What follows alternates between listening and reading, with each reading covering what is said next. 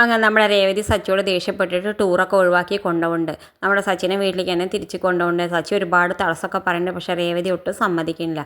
പിന്നെ അപ്പുറത്ത് കാണിക്കണമെന്ന് നമ്മുടെ രവിയുടെ ഫ്രണ്ട് വന്ന് ഒരുപാട് പൊട്ടിക്കരയുണ്ട് രവിയോട്. അവളുടെ മകൾ ഒളിച്ചോടിയെന്ന് പറയുന്നുണ്ട്. എന്തായാലും എനിക്ക് എൻ്റെ മകളെ തിരിച്ച് വേണം എന്നൊക്കെ പറഞ്ഞിട്ട് ആ സമയത്ത് രവി പറഞ്ഞു, നീ വിഷമിക്കാതിരിക്കുക, നമുക്ക് ഒരു പോംവഴി ഉണ്ടാക്കാമെന്നൊക്കെ പറഞ്ഞിട്ട് അവനെ സമാധാനിപ്പിക്കുന്നുണ്ട്. അപ്പോൾ സച്ചിക്ക് ആ കത്തൊക്കെ എടുത്ത് കാണിച്ചു കൊടുക്കുന്നുണ്ട്. സച്ചിക്ക് ആ കത്തിൽ കാണേണ്ട ആ പെണ്ണ് ഒളിച്ചോടിയതായിട്ട് കാണേണ്ട. എന്തായാലും സച്ചി പോയി സംസാരിക്കേണ്ട ആ പെണ്ണിനോട്. ആ പെണ്ണിനെ എന്നിട്ട് തിരിച്ചൊക്കെ കൊണ്ടുവരുന്നുണ്ട്.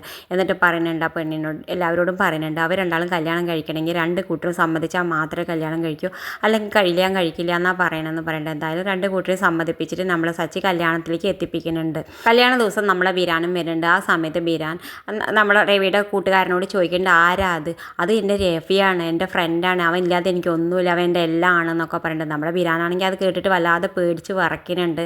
അപ്പോഴേക്കും നമ്മുടെ ശ്രുതിയാണെങ്കിൽ ബിരാനെ കാണുന്നുണ്ട്.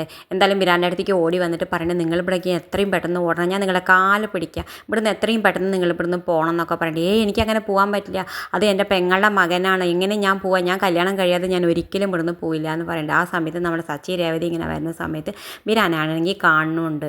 ബിരാനെ കണ്ടിട്ട് ഞെട്ടി നിൽക്കുന്നുണ്ട്. ആ സമയത്ത് നമ്മുടെ സച്ചിയുടെ അച്ഛനെ രവിയോട് പരിചയപ്പെടുത്തി കൊടുക്കുന്നുണ്ട്. നമ്മുടെ രവിയുടെ കൂട്ടുകാരൻ പരിചയപ്പെടുത്തി കൊടുക്കുന്നുണ്ട്. അതാണ് എൻ്റെ മോളെ കല്യാണം കഴിക്കാൻ പോണ ചെക്കൻ്റെ അമ്മാമെന്ന് പറയുന്നുണ്ട്. ബിരാനെ കാണുമ്പോൾ നമ്മുടെ രവിയാണെങ്കിൽ ആകെ ഞെട്ടുന്നുണ്ട്. എന്തായാലും ശ്രുതിയുടെ കളത്ര ഏകദേശം പൊളിഞ്ഞു തുടങ്ങുന്നുണ്ട്. ഇത് കാണിച്ചുകൊണ്ടാണ് ഇന്നത്തെ പ്രൊമോ അവസാനിക്കേണ്ടത്. ഇതുപോലെ പ്രൊമോ വിശേഷങ്ങൾ നിങ്ങളുടെ മുന്നിൽ എളുപ്പത്തിലെത്താൻ ഈ ചാനലൊന്ന് സബ്സ്ക്രൈബ് ചെയ്യാൻ മറക്കരുത്.